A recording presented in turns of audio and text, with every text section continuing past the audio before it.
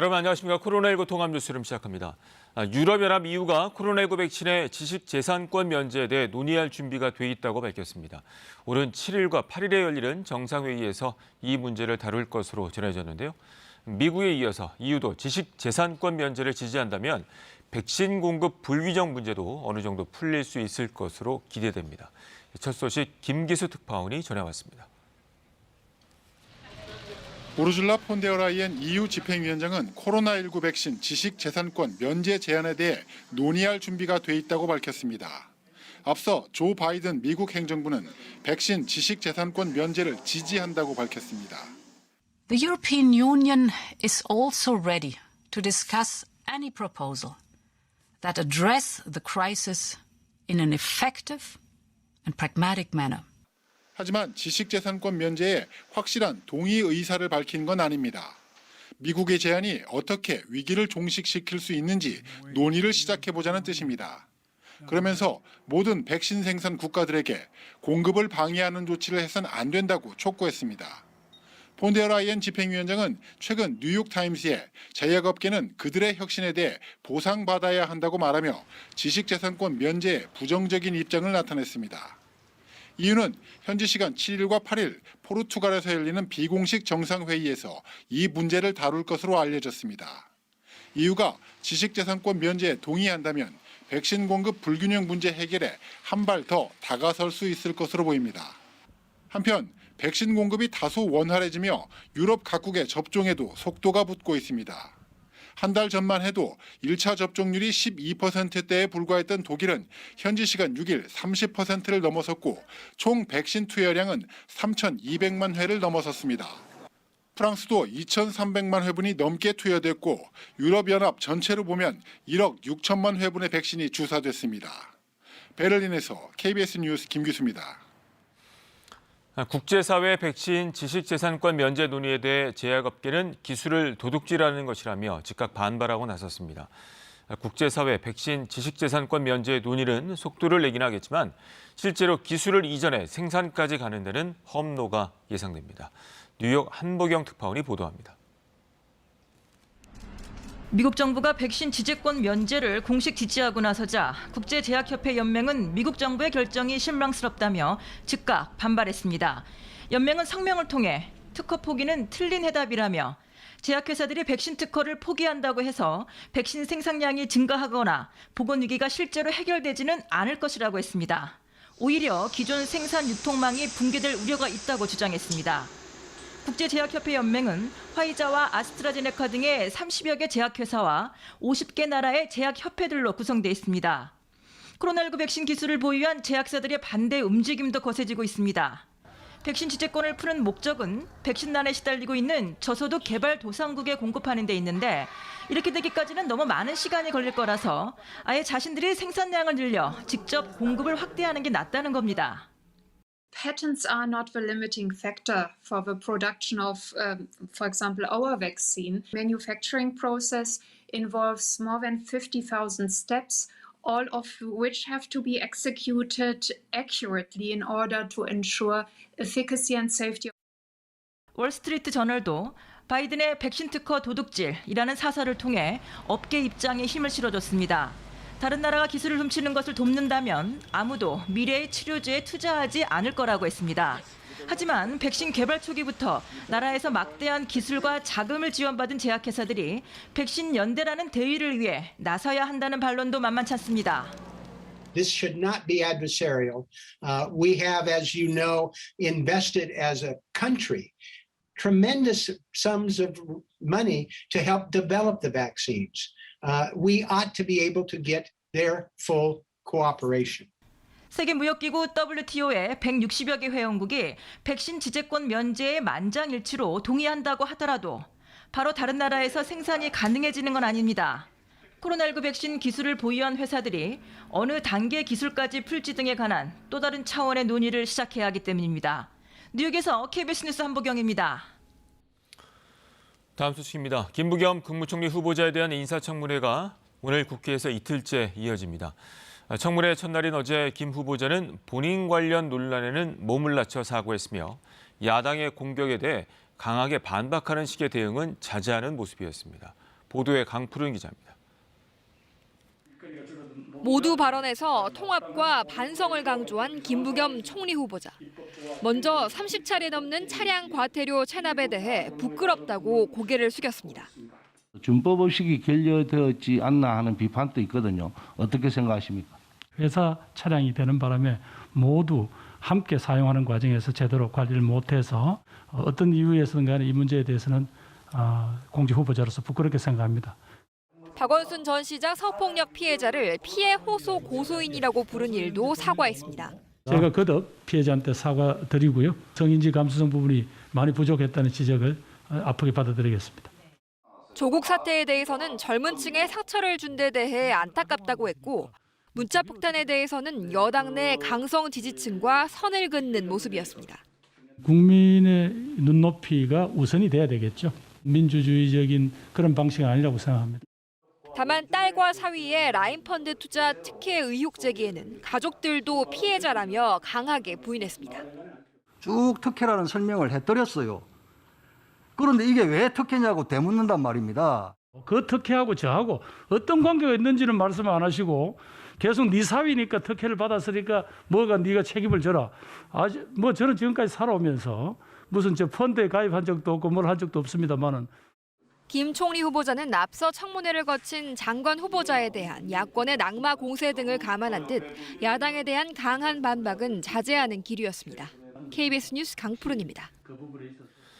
국민의힘이 과기정통부, 해수부, 국토부 장관에 대해 지명 철회를 촉구했습니다. 특히 정의당도 과기정통부와 해수부 장관에 대해서는 역시 지명 철회를 요구했는데요. 여론 추이를 지켜보고 있는 민주당은 고심이 깊어지고 있습니다. 노태영 기자입니다. 예정에 없던 긴급 의원총회를 소집한 국민의힘. 낙마 1순위로 꼽던 가족 동반 출장 임혜숙 후보자뿐 아니라 아내의 도자기 밀수 박준영 후보자, 관사 재테크 노영욱 후보자까지 부적격하다고 결론냈습니다. 3명 모두 자진 사퇴하거나 지명 철회하라고 청와대에 요구했고 청문회 보고서 채택에는 협조하지 않기로 했습니다. 자질도 도덕성도 능력마저도 부족한 사람들 왜 자꾸 이렇게 국민 앞에 내어놓는 것인지 또 대통령께서 나와서 좀 국민들에게 설명해 주셨으면 좋겠다는 생각마저 듭니다. 정의당이 찍으면 결국 낙마해 이른바 데스노트로 불리는 명단에 정의당은 임혜숙, 박준영 후보자 이름을 올렸습니다. 심각한 결격 사유가 있는 것으로 확인되었습니다. 장관 후보자로서의 자격 자체가 없다고 봅니다. 민주당은 공식적으로 큰 문제는 없다면서도 절차를 강행하기엔 부담이 있어 고심을 거듭하고 있습니다. 한 민주당 의원은 임혜숙 후보자는 어렵지 않겠느냐는 취지를 청와대에도 전한 걸로 안다고 KBS에 말했습니다. 다른 의원은 후보자를 어렵사리 데려온 터라 고심스러운 상황이라고 말하기도 했습니다. 장관 청문회에 대한 보고서 채택 시한은 다음 월요일까지입니다. 김부겸 총리 인준안 표결, 원구성 재협상 문제와 함께 여야의 수싸움이 벌어질 걸로 예상됩니다. KBS 뉴스 노태영입니다. 방금 들어온 코로나19 소식 알아보겠습니다. 오늘 영시 기준 신규 확진자는 525명으로 집계됐습니다. 서울은 177명입니다. 취재기자 연결합니다. 김민혁 기자, 신규 확진자 현황 전해주시죠. 네, 중앙방역대책본부는 오늘 영시 기준 국내 코로나19 신규 확진자 수가 525명으로 집계됐다고 밝혔습니다. 이틀 연속 500명대를 유지하고 있는 건데 이번 주 400에서 600명대를 오르내리며 불안한 흐름을 보이고 있습니다. 오늘 국내 발생은 509명, 해외 유입은 16명입니다. 국내 발생 사례를 지역별로 살펴보면 서울 177명, 경기 136명으로 수도권 집중 현상은 계속 이어지고 있습니다.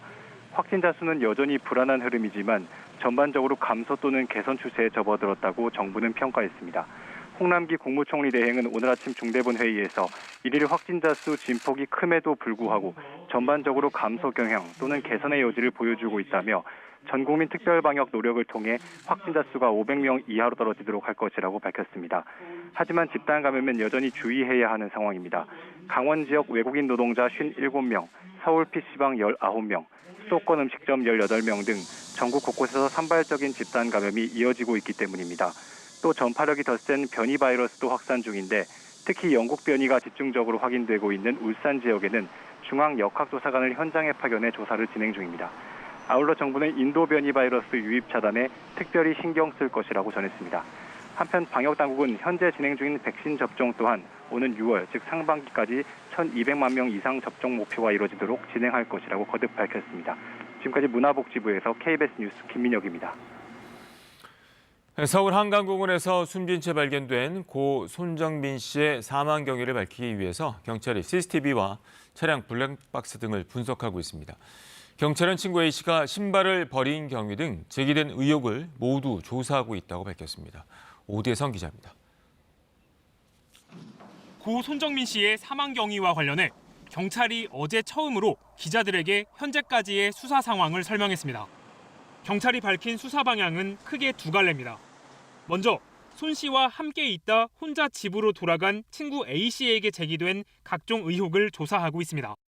A 씨는 한강에서 신었던 신발을 버린 걸로 알려졌는데 경찰은 그 이유를 확인했다면서도 구체적으로 밝히진 않았습니다. 다만 보다 명확히 조사할 예정이라고 전했습니다. 이와 함께 A 씨가 자기께 아닌 손 씨의 휴대전화를 갖고 간 이유도 조사할 방침입니다. 경찰은 친구 A 씨가 참고인 신분이고 이번 사안과 관련해 피의자로 입건한 사람은 아직 없다고 밝혔습니다. 또 A 씨가 가져온 손 씨의 휴대전화 분석은 모두 끝났고 사라진 A 씨의 휴대전화는 계속 수색 중이라고 전했습니다. 실종 당일의 상황을 재구성하기 위한 주변 조사도 속도를 내고 있습니다. 경찰은 손 씨가 실종된 한강 주변의 CCTV 54대와 실종 시간대 한강공원에 출입한 차량 133대의 블랙박스 영상을 분석하고 있습니다. 손 씨와 친구를 목격했던 4개 그룹의 6명에 대한 참고인 조사도 마쳤습니다. 경찰 관계자는 목격자들이 일관되게 진술하는 장면이 있다면서도 100% 파악이 되지 않아 공개할 단계는 아니라고 설명했습니다. 당연히 애쓰실 거라고 믿고 그 자체를 부정하진 않는데 워낙 초기에 한 게 없기 때문에 다 숨겨놓든지 이랬을까 봐서는 그게 좀 불안한 거죠. 손 씨의 사인을 밝혀달라는 청와대 국민청원은 지금까지 35만 명 넘게 동의했습니다. KBS 뉴스 오대성입니다. 코로나19 확산세가 심각한 인도에서 교민 200여 명이 오늘 아침 추가로 입국했습니다. 인도에 거주하는 교민 203명과 결혼 비자를 가진 인도인 1명 등 204명을 태우고 인도 벵갈루루를 출발한 아시아나항공 부정기편이 오늘 오전 6시 20분쯤 인천국제공항에 도착했습니다.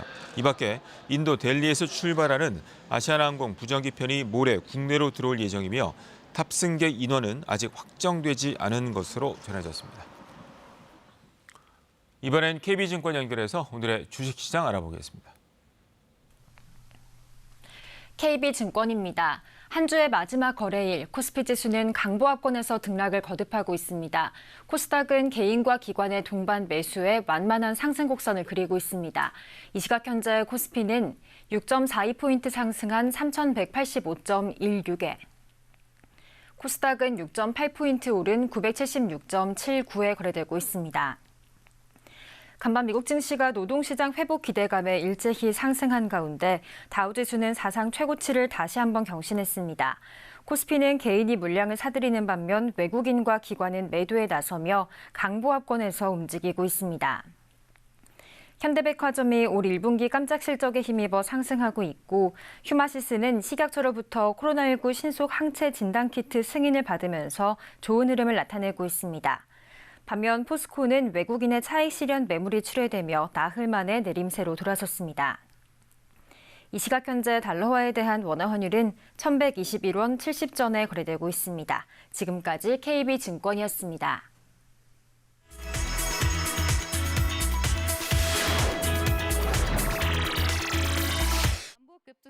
가난 때문에 병원 문턱이 너무 높은 사람들을 무료로 진료해주고 이들의 마음까지 어루만져주는 독일의 의대생들이 있어 화제입니다. 독일 북부 함부르크시.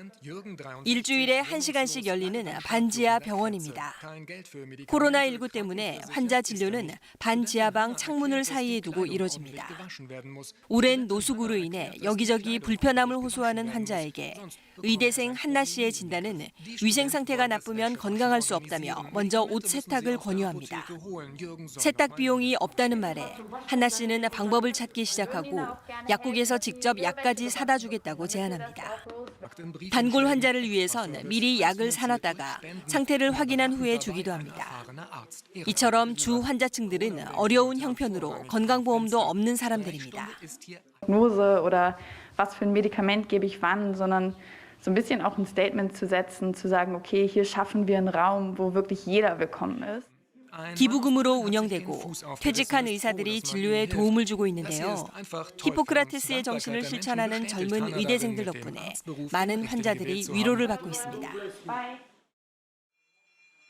아프리카 모로코 카사블랑카의 아임보르자 병원에 한 산모가 이송돼 왔습니다. 서아프리카 말리 출신의 25살 임산부 할리마 시세입니다. 말리에서 초음파 검사 결과 7쌍둥이를 임신한 것으로 확인돼 보다 안전하게 분만할 수 있도록 담당 의사와 함께 이 여성이 모로코로 급히 이송된 것입니다. 보자르 병원에서는 곧바로 제왕절개 수술을 했습니다.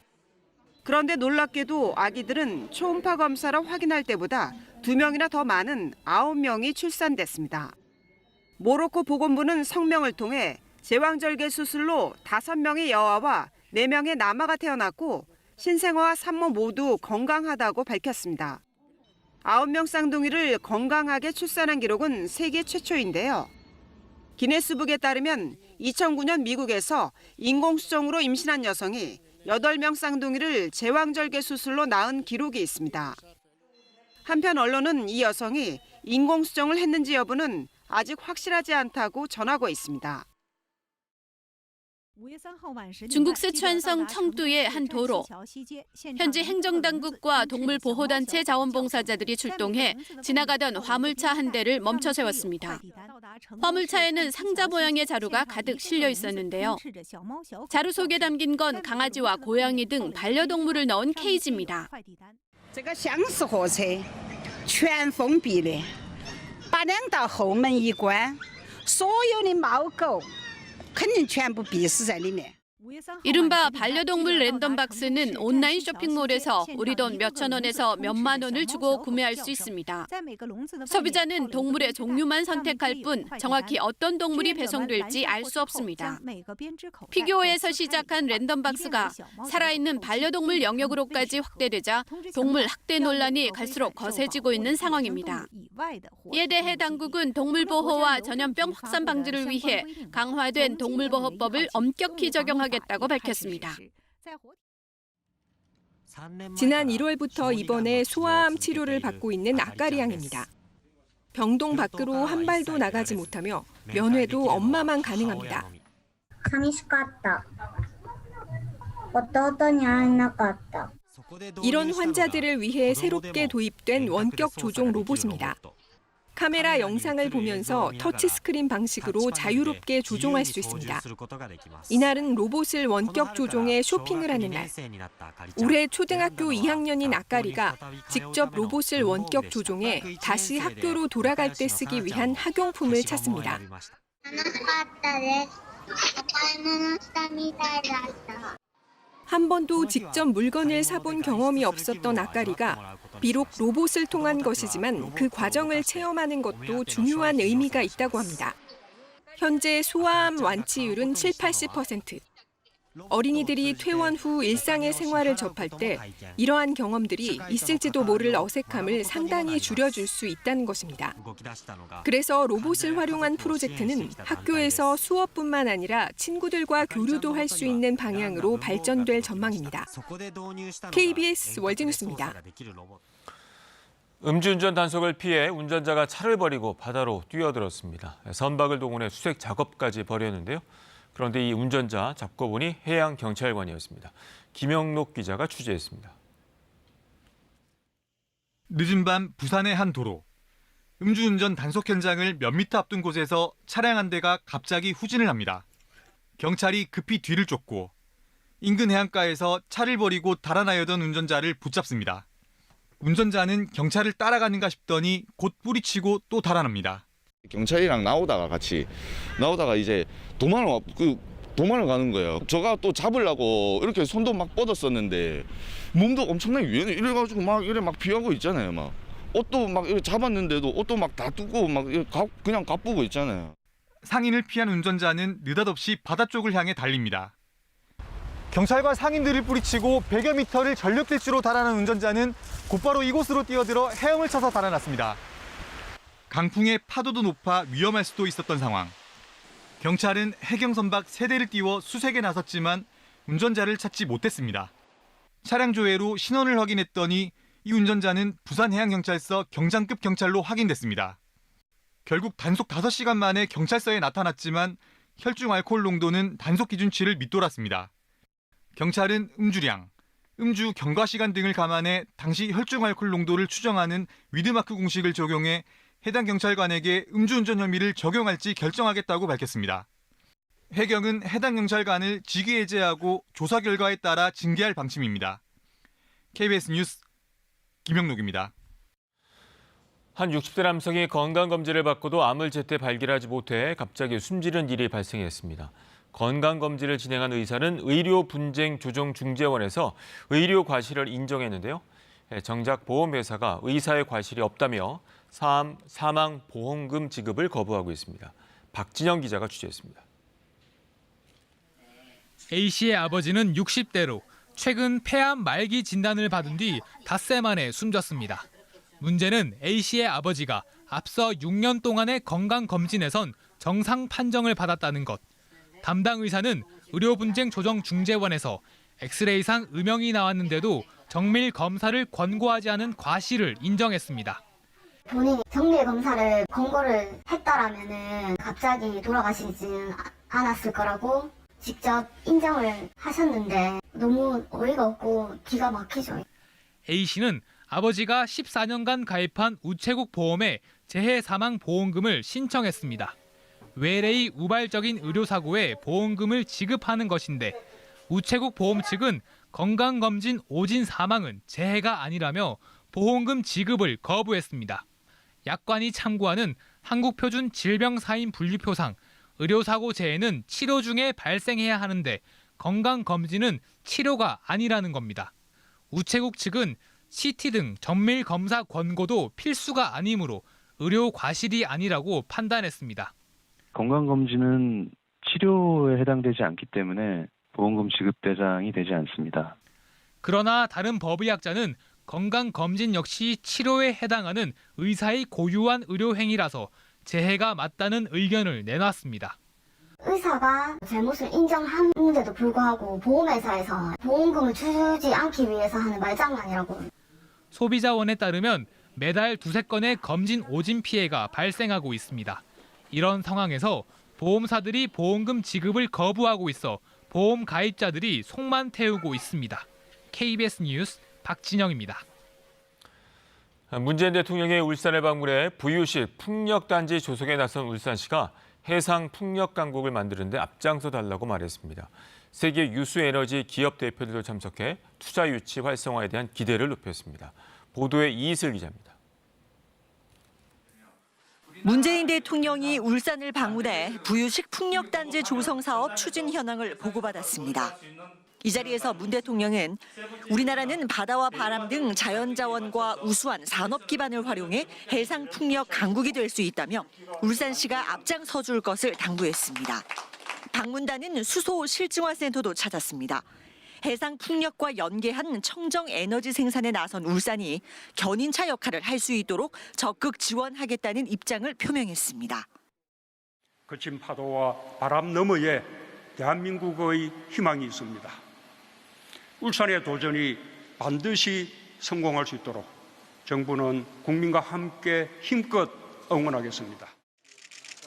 덴마크와 스페인 등 세계 유수에너지 기업 본사가 있는 국가의 대사들도 참석한 가운데 울산시는 조선업 위기로 시작된 지역경제 침체를 차세대 청정에너지인 해상풍력으로 돌파하겠다는 의지를 강조했습니다. 2030년까지 6조 원을 투입해 원전 6기에 맞먹는 6기가와트급 단지를 조성해서 580만 가구가 사용 가능한 전력 생산 목표를 달성하겠다고 말했습니다.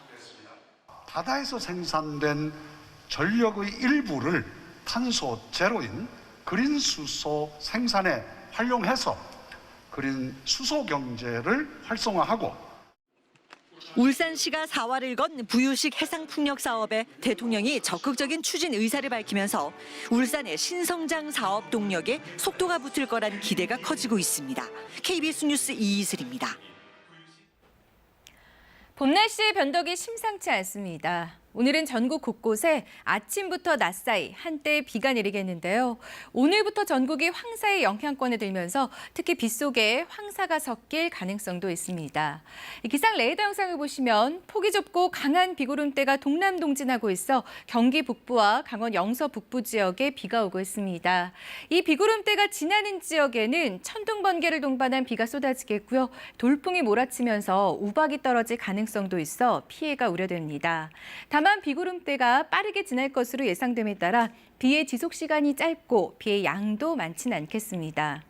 현재 중부 서해안과 강원 영동 지방에 강풍주의보가 내려진 가운데 내일까지 대부분 지역에는 순간적으로 초속 20-30m의 거센 돌풍이 불겠습니다. 강풍특보와 함께 강원 영동과 일부 경북 지역에는 건조주의보도 발효 중입니다. 베이징 등 중국 북부 지역을 덮친 황사가 우리나라로 유입되고 있습니다. 오늘은 황사로 인해 전국의 미세먼지 농도가 나쁨을 보이겠고 일시적으로 매우 나쁨까지 치솟겠습니다. 낮 최고 기온은 서울이 18도 등 서쪽 지역은 어제보다 2도에서 5도 정도 낮겠습니다. 바다의 물결은 먼 바다를 중심으로 3.5에서 4m까지 일겠습니다. 날씨 전해드렸습니다. 코로나19 통합 뉴스를 마칩니다. 고맙습니다.